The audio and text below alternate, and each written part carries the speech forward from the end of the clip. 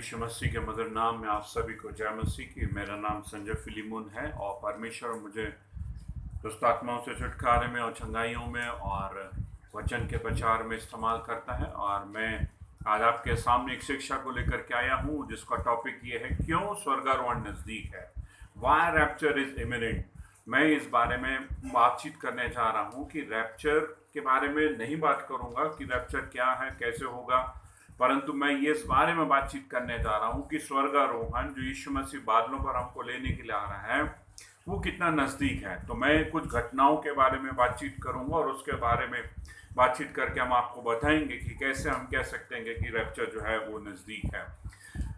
मत्ती 24 में, लूका 21 में और मरकुस 13 में जो भविष्यवाणी की गई है कि वो भविष्यवाणी क्लेश काल की है। मैं उन बारे में बातचीत नहीं करूंगा कि लड़ाइयाँ, भूकंप, अकाल और महामारी के बारे में, परंतु मैं दूसरी कुछ भविष्यवाणियों को लेकर के मैं चलूंगा जिसके द्वारा से हमको पता लगता है कि उसका आगमन जो है नज़दीक है। वास्तव में यदि देखा जाए तो बाइबल के अंदर जो है रैप्चर के किसी भी प्रकार के कोई चिन्ह या किसी भी प्रकार के हमें बातें नहीं दी गई हैं कि ये घटनाएं कि ये घटना होगी और उसके बाद जो है वो रैप्चर हो जाएगा।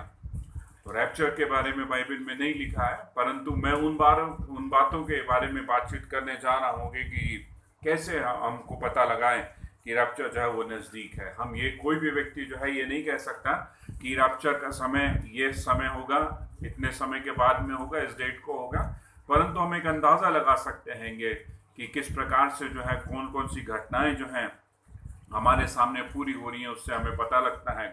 सबसे पहले जो है मैं बातचीत करने जा रहा हूं, मैं regathering of Israel for second and last time.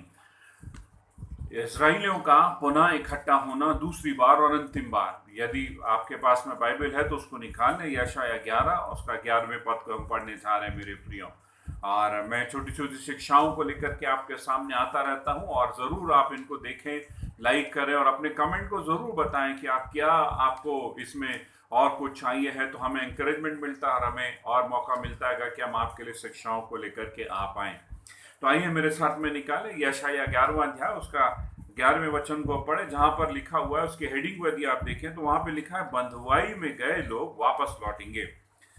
उस समय का मतलब सेकेंड एडवेंट अर्थात यीशु मसीह के द्वितीय आगमन। प्रभु अपना हाथ दूसरी बार बढ़ाकर बचे हुओं को जो उसके प्रजा के रह गए हैं असूर से, मिस्र से, पत्रोस से, कूश से, एलाम से, शिनार से, हमाद से और समुद्र के द्वीपों से लेकर के छुड़ाएगा।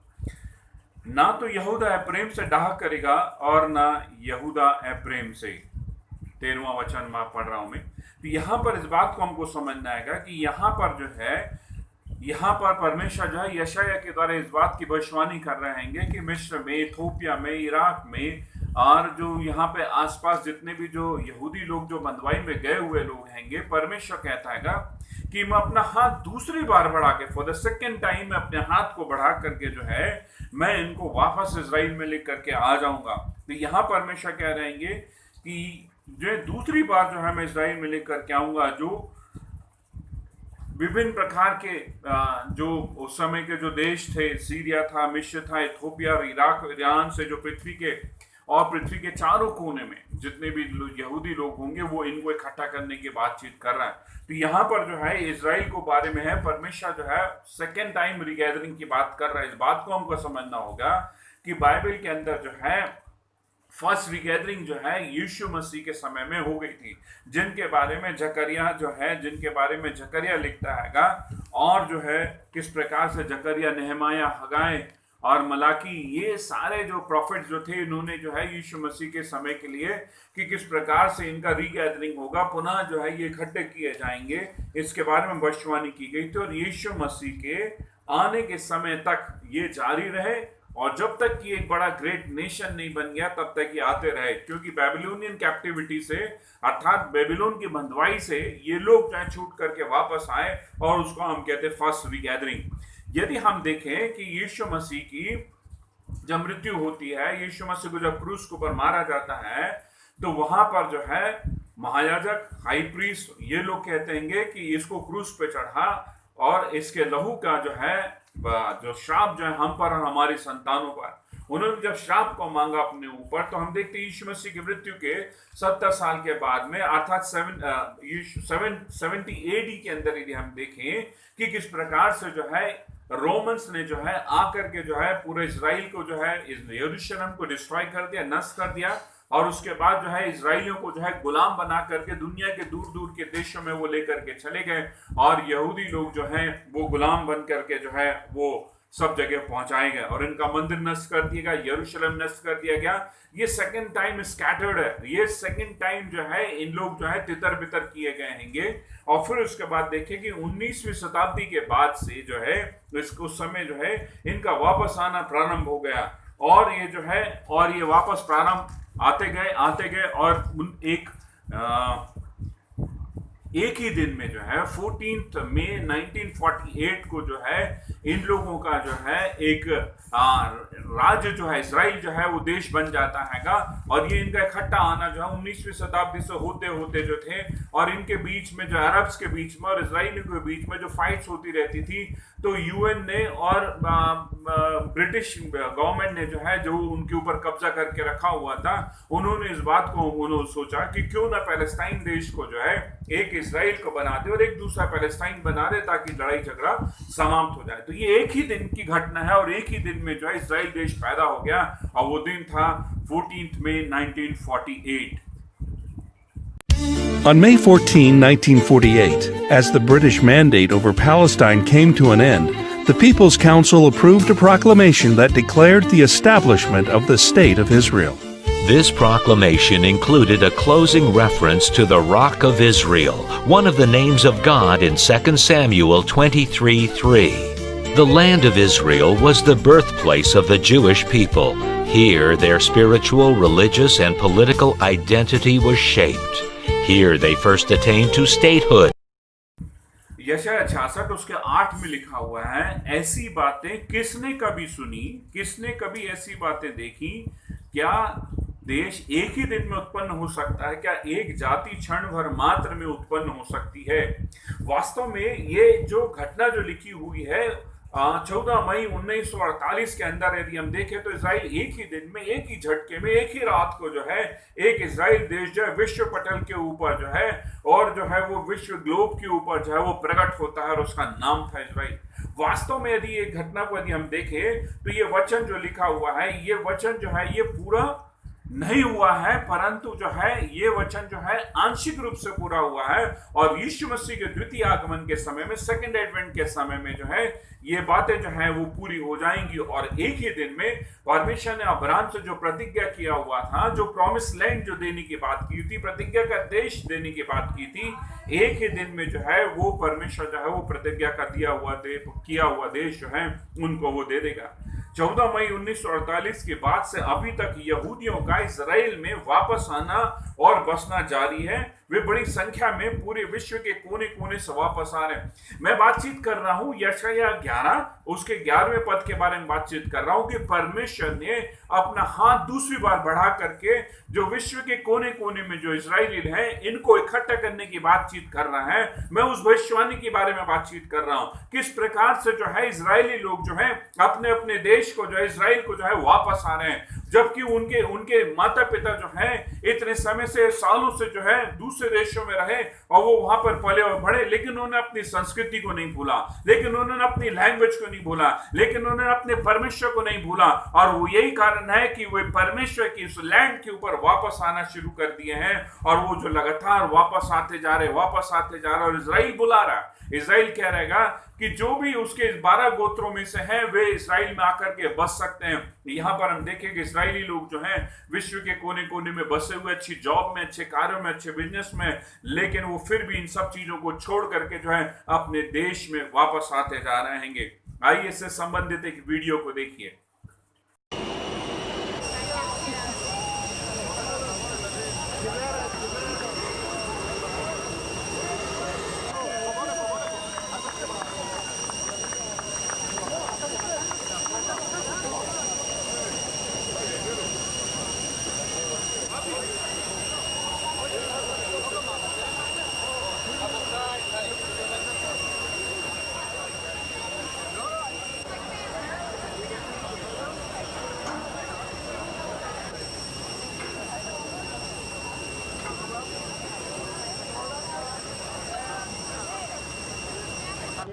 I think it's the most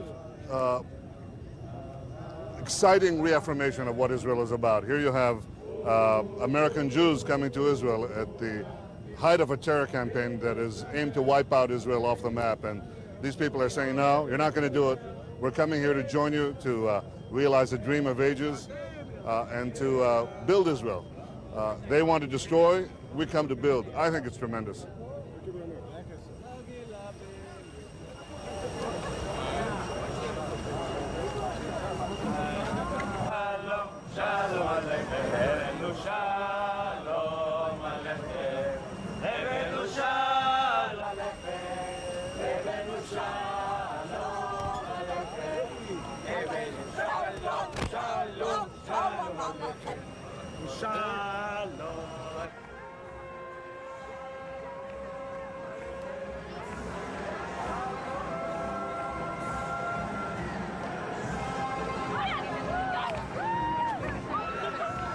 We've been waiting really all our lives to find our home, and we realized this was it. We kind of were strangers in the United States in a way, and now with all the things that happened with the Palestinians, the anti-Semitism, just realized that Israel has to be here. So we wanted to come help if we can. We'll give whatever we can.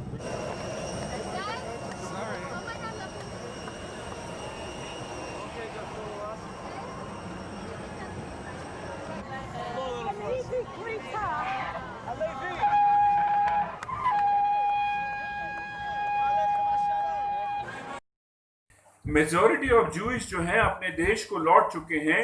बाकी बचे जो हैं वो second advent में जो है वो चारों दिशाओं से स्वर्गदूतों के द्वारा इकट्ठे किए जाएंगे।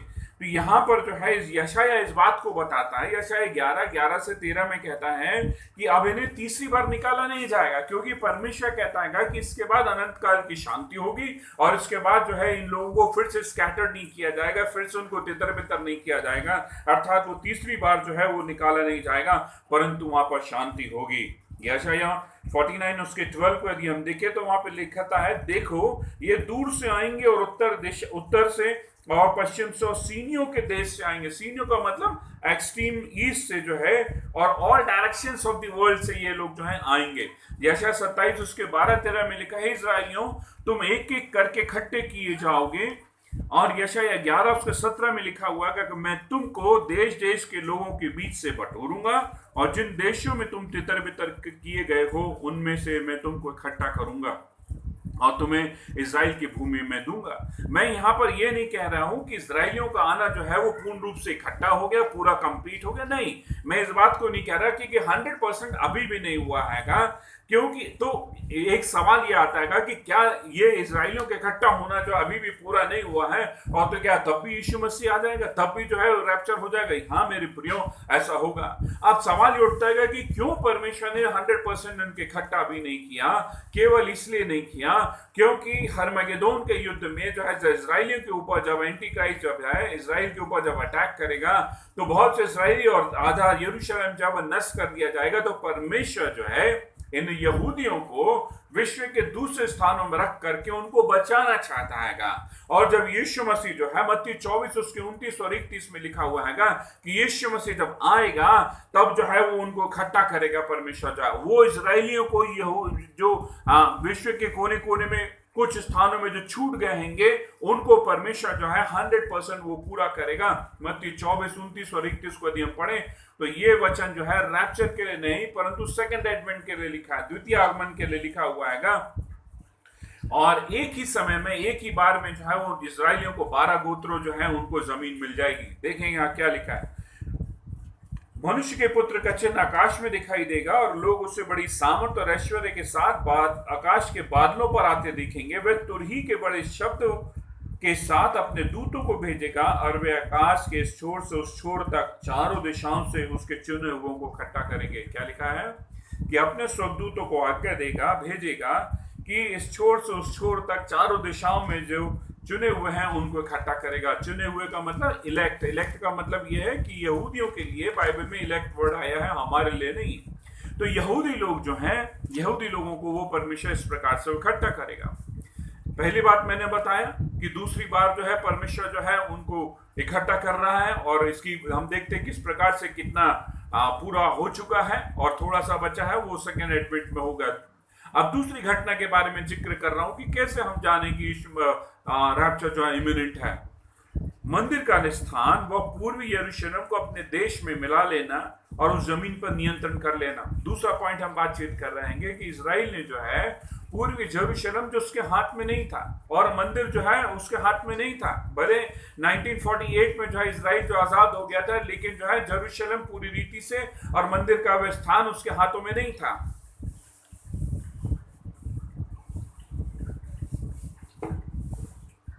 यदि हम बात करें तो हम देखते हैं कि जो 6 डे वॉर जो था 1967 में जो था, एक युद्ध हुआ था और जो है मिस्र ने, सीरिया ने और जॉर्डन ने जो है किस प्रकार से इजराइल के ऊपर एक सरप्राइज अटैक करके जो है वो इजराइल को डिस्ट्रॉय कर देना चाहता था। वो एक ही दिन में जो है इजराइल को तीनों तरफ से जो है वो घेर करके वो मार देने की उन्होंने जो है प्लानिंग करी। और 6 डे वॉर में जो किस प्रकार से उनके ऊपर अटैक करने की बात जो हो रही थी और उन्होंने प्लानिंग करी, और इनके जो एरोप्लेन जो थे, इनके फाइटर प्लेन जो थे वो तैयार खड़े हुए थे कि सुबह के समय में या रात के समय में जो है हम इनके ऊपर स्ट्राइक करने जा रहे, वो प्लानिंग कर रहे थे। इसके पहले जो है इन लोगों को जो है परमेश्वर ने जो मोसाद के द्वारा जो है इस बात को बता दिया कि इन लोग जो है प्लानिंग कर रहे हैं और इजराइल के ऊपर जो है वो अटैक करेंगे। अब इजराइल के सामने एक समस्या थी कि इतनी बड़ी संख्या में जो है जो दुश्मन जो है अटैक करेगा, और इजराइल के पास में अभी नंबर्स भी नहीं थे, इजराइल के पास में बहुत ज्यादा इक्विपमेंट्स भी नहीं थे और सोल्जर्स भी नहीं थे। उन्होंने कहा कि जो सबसे बड़ा जो हमारा डिफेंस है, सबसे ज्यादा जो हमको डिफेंस करने का एक ही तरीका है कि इससे पहले कि हम पर अटैक करें, हम उन पर अटैक कर दें। दिस इज कहना चाहिए कि उनके लिए जो मोस्ट जो प्राइम एक्ट जो था वो डिफेंस का जो था वो अटैक था।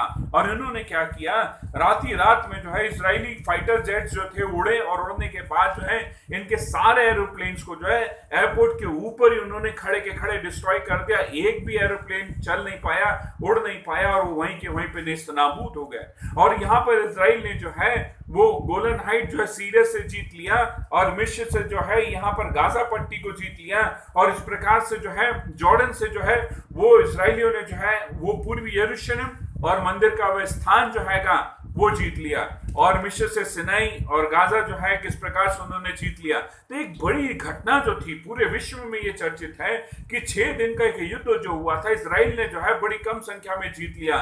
इजराइल के लगभग 1000 सोल्जर्स मारे गए थे, और जो है वो एनिमीज के जो थे 20,000 सोल्जर जो हैं वो मारे गए थे। इसी घटना में जो है यहाँ पर हम देखते हैं कि इजराइल ने जो है पूर्वी यरूशलेम के ऊपर और मंदिर के उस हिस्से के ऊपर कब्जा कर लिया, और उसने जो है और वहां पर जो है जो मंदिर का स्थान जो था इजराइल के कंट्रोल में आ गया। आइए इस वीडियो को देखिए।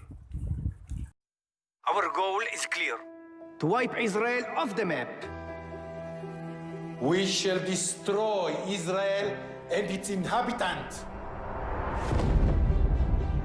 The time has come to begin a battle of annihilation. We should go in now. And what is your great strategy for that? People felt like there is going to be a second Holocaust. I just started this job 10 months ago. Now you want me to plan an entire war in 2 days? Yes?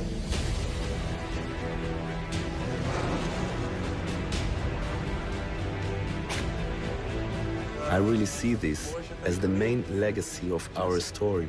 Not a story about heroes, but the story of the Jewish people.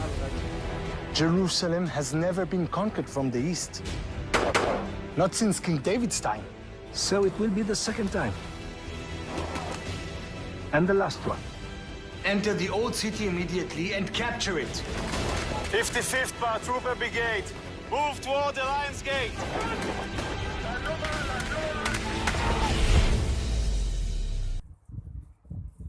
यशायाह 62 उसके 6 में लिखा हुआ, हे यरूशलेम मेरी तेरी शहरपनाह पर पहरुए बैठाए हैं, वे दिन रात कभी चुप न रहेंगे।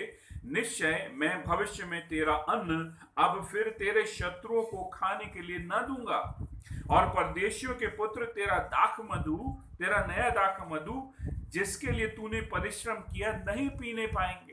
जकरिया जो है, जकरिया 12 उसके 6 और उसका 14 और उसके 11 को हम देखेंगे तो वहां पर लिखा हुआ है कि यरूशलेम बेखटके बसी रहेगी। अब ये इजराइलियों के पास में जो है मंदिर आ गया है और पूर्वी यरूशलेम भी आ गया है और उन्होंने जो है यरूशलेम को जो है अपने देश में जो है उसका अपना हिस्सा बना लिया और पूरा कंट्रोल जो है वो पूरे वो कर लिया। ये कुछ घटनाएं जो है इस बात को बताती हैं कि किस प्रकार से जो है उसका आगमन जो है नजदीक है। आइए हम तीसरी घटना के बारे में हम चल रहेंगे और तीसरी बात को यदि हम देखें कि मध्य पूर्व में अर्थात मिडिल ईस्ट में जो है इजराइल के घेर लिए जाने की स्थिति जो है वो निर्मित होती जा रही है कि इजराइल की स्थिति ऐसी हो रही है कि वो चारों तरफ से अपने दुश्मनों से घिरता जा रहा है। आज ईरान जो कह रहा है कि इजराइल और यरूशलेम का जो है इस समस्या का समाधान जो है वो एक ही है कि एक ही बार में जो है दुनिया के नक्शे से इजराइल को मिटा डालना। वो कहता है कि एक ही बार में जो है हम इजराइल को मिटा डालेंगे और इस सारी समस्या का समाधान हो जाएगा। इसी कार्य में करने के लिए ईरान जो है परमाणु बम को जो है वो बनाने की जो क्षमता जो है वो हासिल कर चुका है। बेंजामिन नेतन्याहू जो इजराइल के प्रधानमंत्री ने जो है मार्च 2015 को जो अमेरिका की जो पार्लियामेंट है वहां पर जाकर के उन्होंने उनसे मदद मांगी थी और उन्होंने वहां पर जो अपनी स्पीच दिया था उन्होंने कहा था कि यदि ईरान को जो है बम बनाने से नहीं रोका गया तो वह इजराइल के अस्तित्व के लिए खतरा बन जाएगा, क्योंकि जो है ईरान जो है उन परमाणु बमों का जो है जो इस्तेमाल जो है आतंकवादी संगठन जो हिजबुल्लाह के माध्यम से जो है इजराइल के खिलाफ वो इस्तेमाल करेगा और इजराइल के अस्तित्व के लिए खतरा हो जाएगा।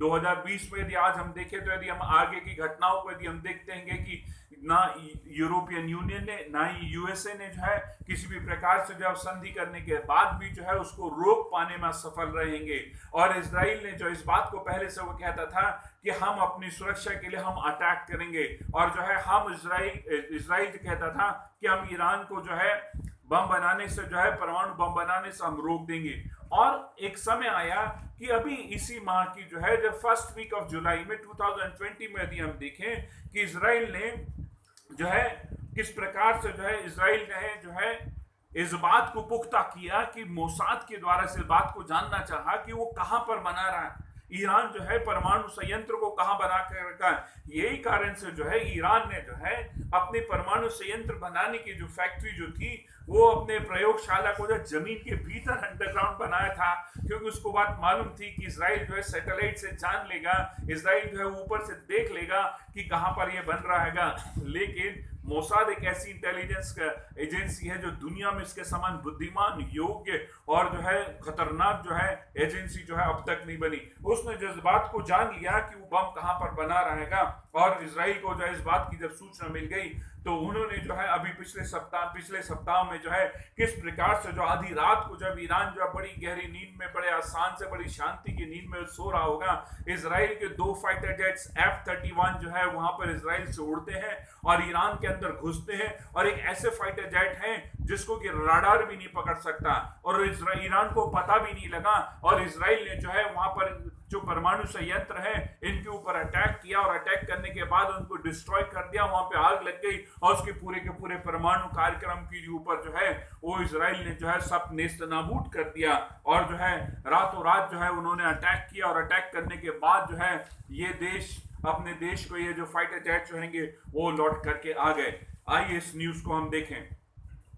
आज की सबसे बड़ी खबर, ईरान पर इजराइल ने अटैक कर दिया है और इस तरह से वर्ल्ड वॉर 3 की एक तरह से शुरुआत मानी जा रही है। इजराइल ने ईरान के परमाणु ठिकाने को उड़ा दिया है, जिसके जवाब में ईरान ने कहा है कि अमेरिका और इजराइल को करारा जवाब दिया जाएगा।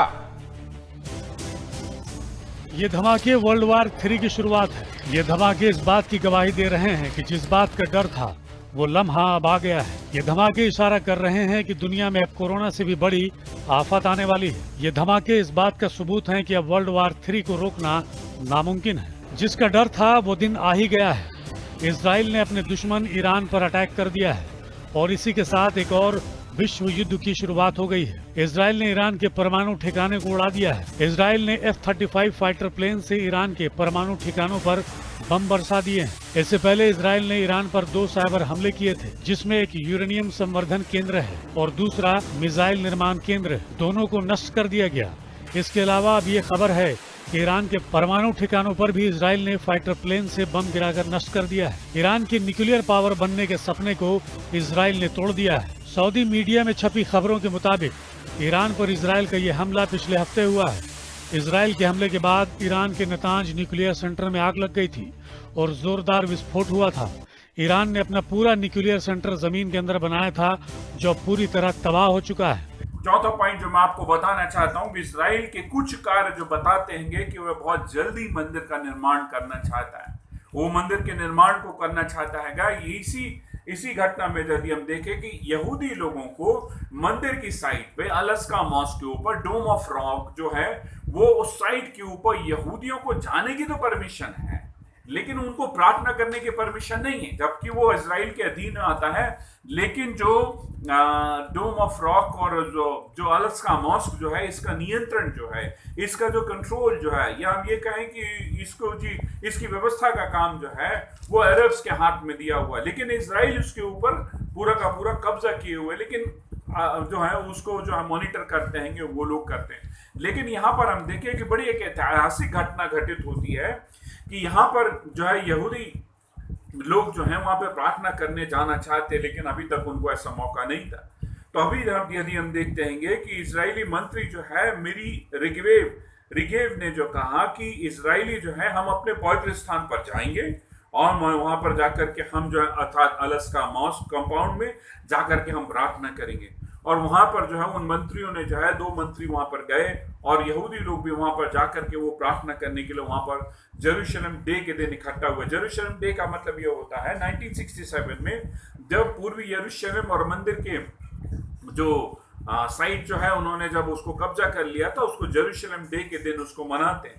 इस दिन जो है जब यहूदी लोग वहां पे प्रार्थना करने के लिए गए तो वहां पर के जो अरब्स जो थे उन्होंने देखा और वो नाराज हो गए और वो बहुत गुस्सा हुए और उन्होंने कहा कि हमारा स्थान है, तुम प्रार्थना कैसे कर सकते हो। और वहां पे जो है झड़पें होना शुरू हुई और पहली बार जो था अलास्का मॉस्क के अंदर जो है उस कंपाउंड के अंदर जो है हम देखें कि इजरायली पुलिस को एंटर करना पड़ता है और वहां पर जो है वो झड़पें होना शुरू हो जाती हैं। कि आइए इस न्यूज को और इस वीडियो को देखें।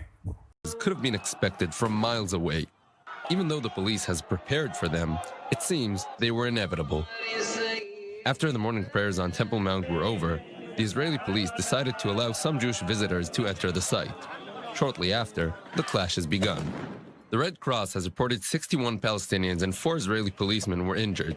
The violence was barely kept away from the rest of Jerusalem in this tense day. Some worshippers have expressed their frustration and called for a calm. Never look at the people who are causing a fuss. There were 80,000 Muslims this morning, but only 1,000 of them were troublemakers. So why are you saying there was a mess there? I'm telling you that most of the world wants peace, and we will take care of bringing peace. Others were less moderate. With God's help, we hope. We are calling from here to the Prime Minister to let us build the temple already. How long must we be in mourning? How long? This is our mosque. You don't have a place here. This is our mosque, and you are forbidden to enter our mosque. It's even forbidden for you to pray in the gates. We won't allow you to enter, and we won't allow you to. इजरायलियों को यह कदम बताता है कि वे जल्दी ही मंदिर का निर्माण करना चाहते हैं। वो जल्द से जल्द जो है वो 3rd टेम्पल को वहां पर बना लेना चाहते हैं कि इस प्रकार से जो है वो मंदिर वहां पर बन जाए। जकरिया 12 उसके 2 में लिखा हुआ है कि देखो मैं यरूशलेम को चारों ओर की सब जातियों के लड़खड़ा देने की मत का कटोरा ठहरा दूंगा और मैं उसको इतना भारी पत्थर बनाऊंगा कि जो उसको उठाएंगे वे बहुत ही घायल हो जाएंगे। मैंने कुछ बातों को बता करके, कुछ पॉइंट्स को बता करके मैंने आपके सामने रखा होगा कि कैसे हम जाने कि यीशु मसीह का आगमन जो है रैप्चर जो बहुत अधिक नजदीक हैगा। तो मेरे प्रियो, हमको जब कभी भी आने वाली घटनाओं के बारे में देखना है या यीशु मसीह के आगमन के बारे में हमें देखना, तो हमें इजराइल की ओर देखना शुरू करना चाहिए, क्योंकि इजराइल ही वो एंड टाइम क्लॉक है जो 14 मई 1948 में स्टार्ट हो चुकी है और वहां से हमारे लिए घटनाओं का प्रारंभ होना शुरू हो चुका है। तो हमें यदि हमको देखना है तो हमको इजराइल को देखना है, उसकी न्यूज को देखना है, उसके अंतर्गत होने वाली घटनाओं को, उससे रिलेटेड देश में घटनाओं को देखना है कि हमको जो है वहां से हमको मालूम चलता है कि यीशु मसीह का आगमन जो है वो कम नजदीक है। तो हम देखते हैं कि सेकंड रिगैदरिंग ऑफ ज्यूइश पीपल जो है, जिसके बारे में यशायाह 11:11 में लिखा हुआ किस प्रकार से जो है वो हमारे सामने पूरी होती जा रही है। 14 मई 1948 को यदि हम देखेंगे किस प्रकार से जो है इजराइल का सेकंड टाइम एक रिगैदरिंग होती है और एक रिकग्निशन मिलता है, और अचानक से एक देश जो है वो पैदा होता है मेरे प्रियो। मध्य पूर्व में, मिडिल ईस्ट में जो है इजराइल के घेर ले जाने की स्थिति और अधिक कड़ी और स्ट्रांग होती जा रही है। फिर हमने देखा कि movement of rebuilding of Jewish temple किस प्रकार से मूव बंद होता जा रहा है। इजराइल बहुत एग्रेसिव हैं कि किस प्रकार से उस मंदिर की साइट के ऊपर जा करके वो प्रार्थना करें और वो अपने मंदिर को वहां पर बनाए, क्योंकि उनके पास में वर्शिप करने के लिए अभी भी वो मंदिर नहीं है। तो इस प्रकार से उन्होंने इस कार्य को कदम को बढ़ाया है, जिन बातों से हमको पता लगता है कि उसका आगमन जो है किस प्रकार से नजदीक हो रहा था। मेरे प्रिय, घटनाओं को देखने से हमको प्रतीत होता है कि यीशु मसीह का बादलों पर आना कितना नजदीक हो चुका है। मेरे प्रियो, वो कभी भी प्रकट हो सकता है। मैंने आज सारे प्रमाण व बाइबल के जो है स्थलों पे संबंधित स्थलों को बता करके जो है प्रमाणित करने का प्रयास किया है मेरे प्रियो। अब हमें नींद से जाग जाने का अवसर है। अब हमको नींद से जागने का समय आ चुका है मेरे प्रियो, क्योंकि इजराइल की घड़ी जो है उसमें 12 बजने जा रहे हैं मेरे प्रियो।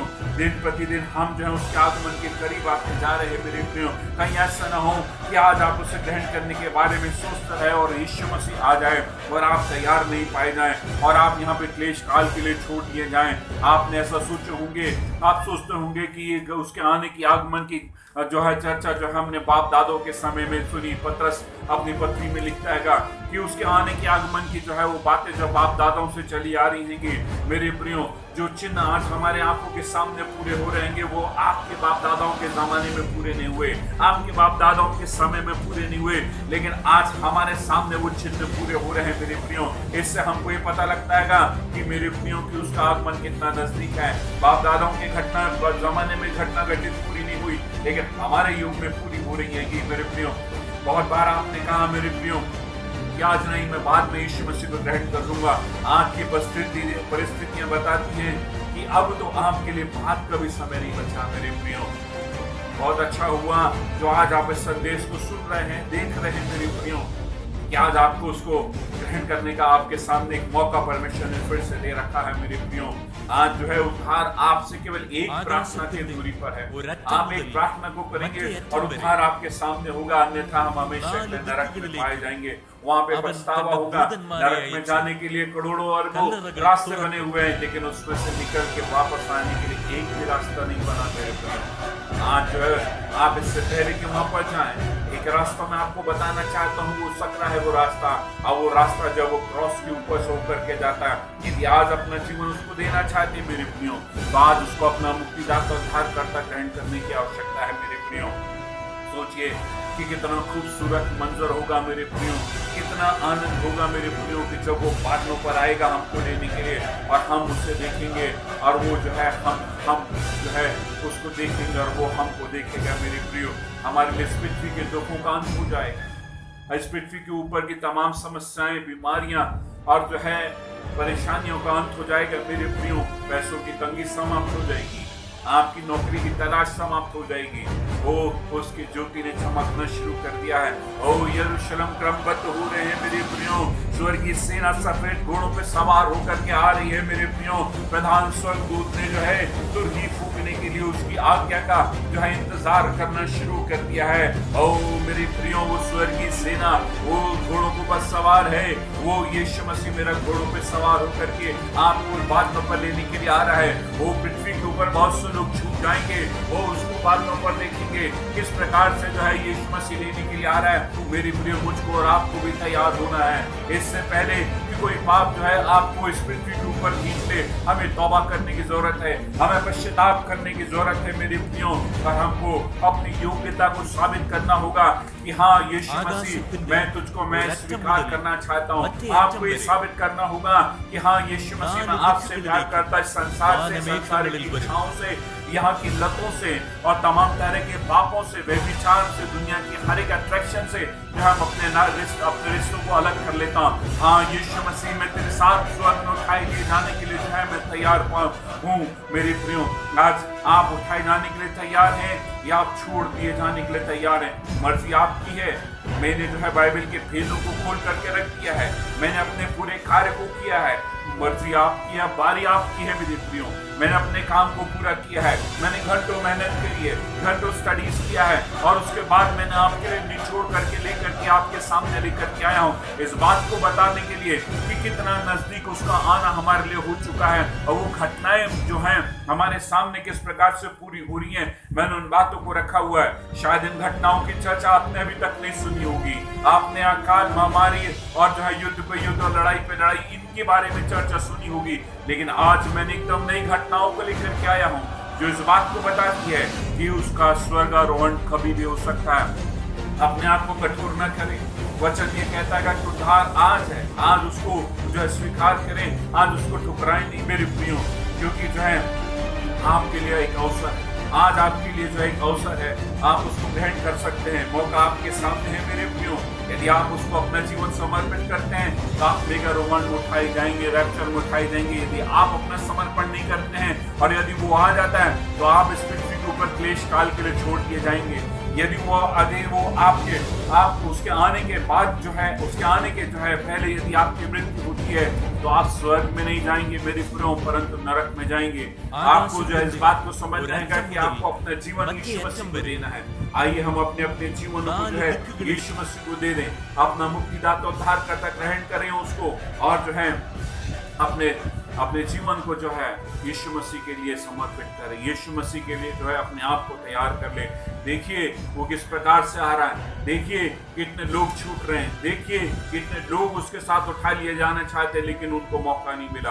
कितने लोग ऐसे हैं जिनको जो है अचानक से मृत्यु आई, अचानक से एक्सीडेंट हुआ, अचानक से भी लोग चले गए, उनको कोई मौका नहीं मिला। लेकिन मेरे प्रिय आज आपके सामने एक बार फिर मौका है, आप उसको ग्रहण कर सकते हैं, आप उसको अपना मुक्तिदाता उद्धारकर्ता ग्रहण कर सकते हैं। यदि आज वचन ने आपसे बातचीत किया है, यदि आज इन घटनाओं को जो आपने देखा है और यदि आप अपना जीवन देना चाहते हैं तो आप मेरे पीछे एक छोटी सी प्रार्थना को करें और इस वचन को आप जो है बोल करके जो है उसको मुक्तिदाता और उद्धारकर्ता ग्रहण कर सकते हैं। केवल आपको मेरे पीछे दोहराना है मेरे प्रियो। बोलिए, प्रभु यीशु मसीह, मैं आपको अपना मुक्तिदाता और उद्धारकर्ता ग्रहण करती हूँ। मेरे पापों को क्षमा कीजिए। जितने लोगों ने हमारे साथ बुरा किया है हम उन सभी लोगों को क्षमा करते हैं। हमारे जीवनों का अधिकार प्रभु यीशु मसीह हम आपको देते हैं। हम अपने संबंधों को शैतानी शक्तियों से, शैतानी आदतों से, बुरी बातों से, पाप से अब अपने संबंधों को अलग कर लेते हैं। प्रभु यीशु मसीह हमारे हृदय में आइए। प्रभु यीशु मसीह मेरे जीवन में आइए।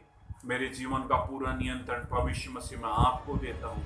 प्रभु यीशु मसीह जब आप बादलों पर आए तो मुझे अपने साथ बादलों पर उठा लें, मेरे गुनाह अपराधों को क्षमा करें।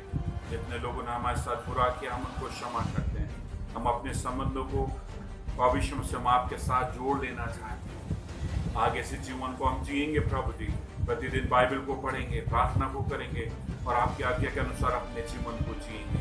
यीशु मसीह आपके सामर्थी नाम में इस प्रार्थना को मांगते, आमीन। मेरे प्रियो, आगे भी और भी वीडियोस में लेकर के आऊँगा और आप इनको देखते रहें और बने और कमेंट करें और उसको सब्सक्राइब करें, लाइक करें ताकि हमें इंकरेजमेंट मिले, ताकि हम आपके लिए और अधिक मैसेजेस को लेकर आएँ। यदि आप चाहते हैं कि किसी टॉपिक पे बातचीत करना, सुनना चाहते हैं तो ज़रूर मुझे बताएं। डिस्क्रिप्शन बॉक्स में मेरा फ़ोन नंबर भी है। यदि आप प्रार्थना कराना चाहते हैं दुष्टात्मा से छुटकारे के लिए, चंगाई के लिए, तो आप वहाँ से मुझे डायरेक्ट कॉल कर सकते हैं। यीशु मसीह के नाम आप सभी को അവൻ തന്റെ ദൂതന്മാരെ അയച്ച് കല്ലറകൾ തുറക്കും.